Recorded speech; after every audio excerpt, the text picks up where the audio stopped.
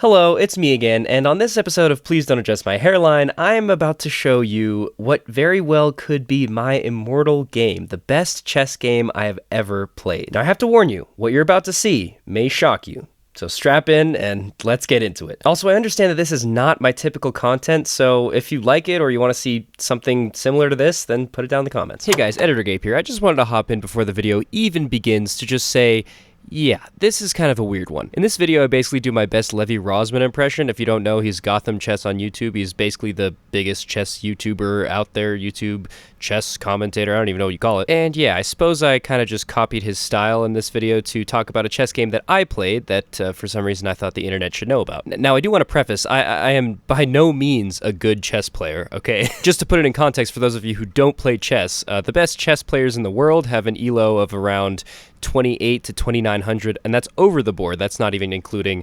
chess.com or online chess. Oh, and I should probably also point out that elo is not an acronym. It's actually just a weird rating system for chess, and I have no idea how it works, but you gain some when you win and you lose some when you lose. And my elo is 1050, so please try not to roast me too hard in the comments, but you could still roast me. I mean, I deserve it. And also just to say that if you don't actually follow chess content, this might not make a lot of sense to you, so you can probably just skip the video. I'll be posting some more normal stuff soon, but I just wanted to kind of see what would happen if I posted a chess video, so. And yeah, I think I say everything else I wanted to say in the actual video, so right back to it. All right, so as you can see here, my rating for this game is 1053. My opponent is Trench67, a 1009 player from the Netherlands.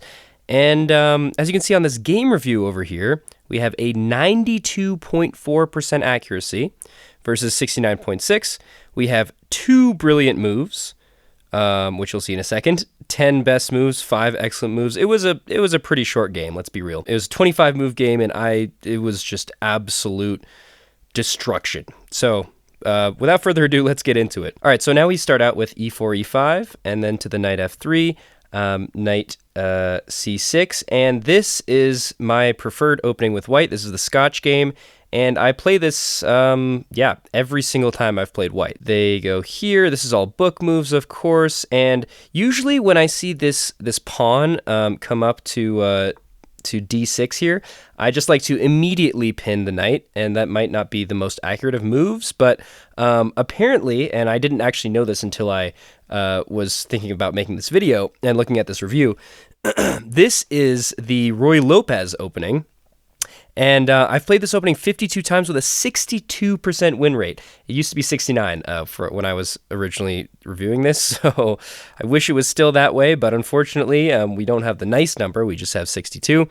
But that's pretty decent for what I'm doing here. Also, excuse my voice. I'm like coming off of a sickness. I don't know what the hell is going on. It's not COVID, luckily, but still annoying. Anyways, we have a bishop to g4 here. Now, usually in these types of positions, I see something like bishop to d7, which is kind of blocking up the pin here. And in that case, I usually immediately just go for this move, pawn to d5, and from there, the knight usually goes out. Of course, this is where move order matters. I go bishop takes, queen takes, knight takes, pawn takes, and queen takes. And then I'm just a clean pawn up. And this happens almost every single time I play this opening. So either people just don't know how to play this opening at over 1000 elo, or I don't know, I just figured it out. So anyways, that is not what happened in this game. Let's see.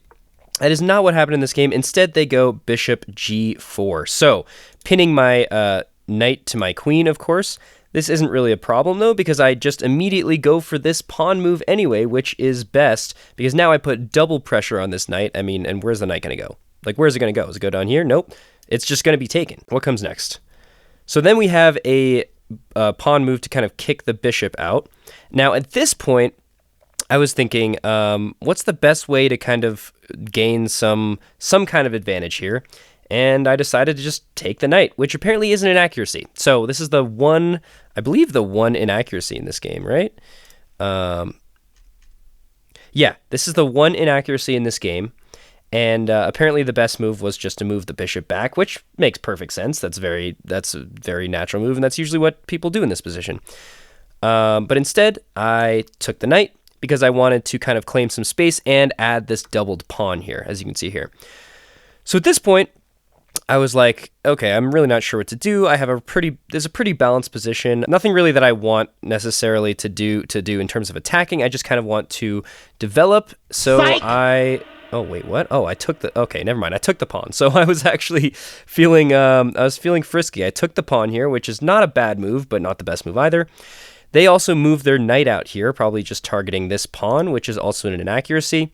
And then I put this pawn here to either kick the bishop or to force it to take the knight, right?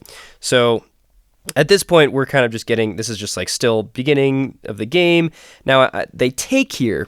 And this is kind of where I was like, okay, I'm definitely going to have an advantage after this, because after I take this, not only am I defending this pawn, but I also have eyes on this knight, which is going to be very crucial for, getting in on the king here.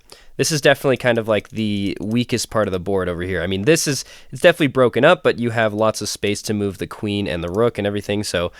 I'm also talking out of my ass because I'm only 1,000 elo. So at this point I was like, I really don't know what to do. So I'm just going to develop. Really thought this was actually like not the best move, but apparently it is the best move. They move their bishop out, normal stuff. I move my pawn up here. They move their pawn up. And then, yes. Okay. So now I'm kind of going for the kill here. I'm like, okay, I'm going to move my knight in here. If they take, then I'm not going to go in with the queen. I'm just going to take with the pawn, and then I'll have this strong pawn structure here, and that's exactly what happens.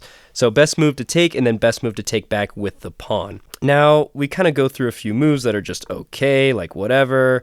I castle queenside here, which was definitely one of the defining moments of the game, because if I had castled kingside, as you can see, I mean, there's really way too much going on here. I was going to get absolutely destroyed if I did that, so it was good that I castled queenside. And kind of leaving this pawn a little bit weak and this one a little bit weak, but we work through that. They bring their rook up. I'm not really sure what this is for. I suppose putting pressure on this pawn, but I mean, it's defended twice, so that's all right. I move my queen up, and here, of course, I'm thinking about these two squares right here. Because this is just a very, very powerful pawn structure. It's way, way, way up on the board.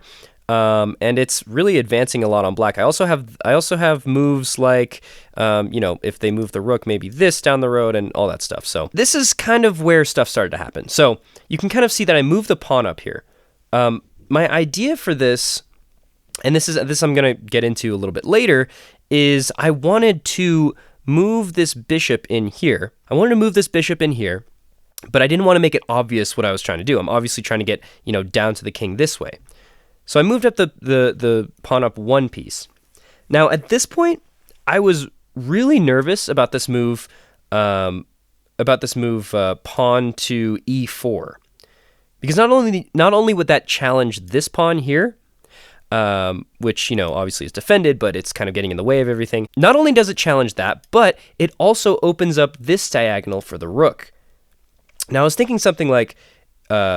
I was really scared of this move because I was like, okay, pawn to e4, bishop takes b2 check, and then we kind of have this now like I'm the one being attacked, right? Instead of setting up for an attack. So I really didn't want that to happen. So I just moved my pawn up one, and I'm not sure why I did that, because my whole idea was to move this in. What I should have probably done was just pawn up here. Oh, I guess not. That's a mistake. Okay, so. It's good that I didn't do that, I guess, because it was defended twice, right? So yeah, good to know. That's something that I thought I could have done in the game, but I suppose I couldn't. So I probably could have moved my rook first also, which, yeah, would have been a fine move. They want me to move my queen out, but that kind of defeats the whole purpose of my plan here.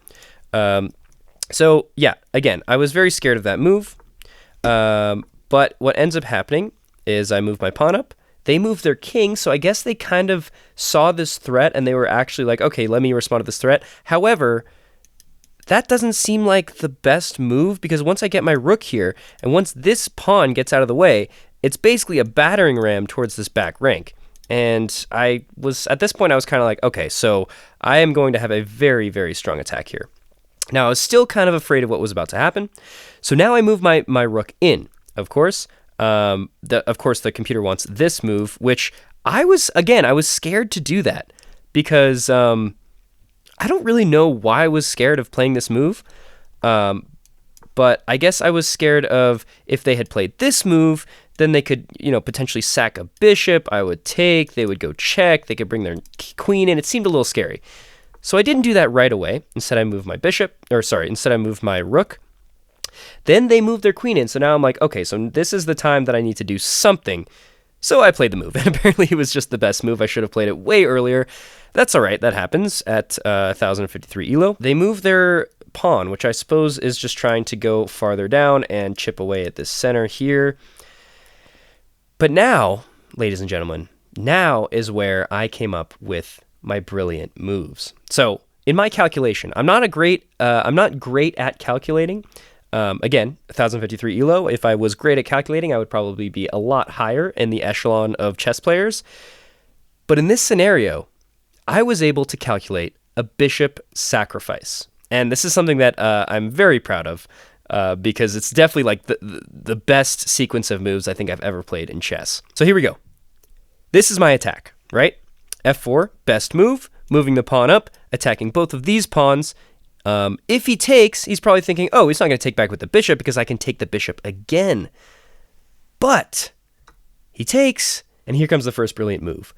Bishop takes F4, completely sacrificing the bishop, 100% ready for this to be taken, because if he takes, I take back with the rook, and now what do? How do you stop this attack? I mean, it's absolutely...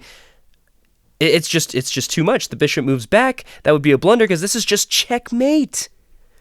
The strongest piece on the board being bolstered by the second strongest piece on the board.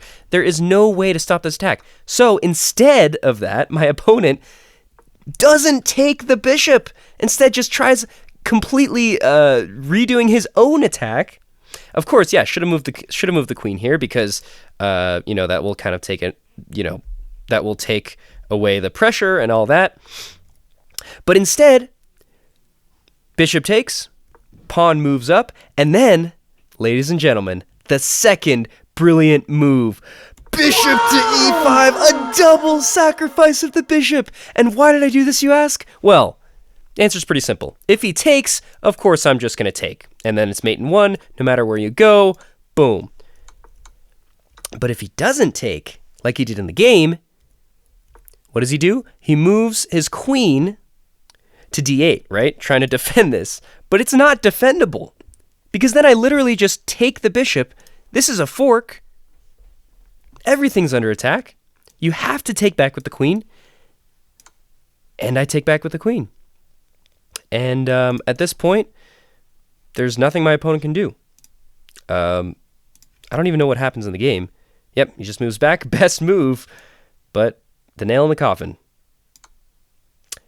Queen to f7. Checkmate. And yeah, and just like that, that concludes the best chess game I've ever played. Editor Gabe, I'm back. Not that anyone cares or that it's important at all, but chess.com actually gave me an estimated rating of 1,700 for this game. So if you're bad at math, that's 650 points higher than I actually normally play. And my opponent got an estimated rating of 950. So fair play to my opponent. I mean, really played at the level that he was supposed to play, but for some reason I just played out of my fucking mind for this. I mean, I don't even know what kind of crack I was on. Maybe I was high. I don't know. Don't tell anyone. But yeah, that's all. I just needed like a little ego boost or whatever. Okay, back to the video. It was really fun. It was really fun to see the review on this because I knew this had to be a brilliant move. The sacrifice of the bishop, the total ignorance of my opponent just to not take back, the brilliant move with bishop to f4, and then the second brilliant move, the double sacrifice. I mean, this just made me so happy inside. I honestly don't think I'm ever going to play a chess game as good as this again.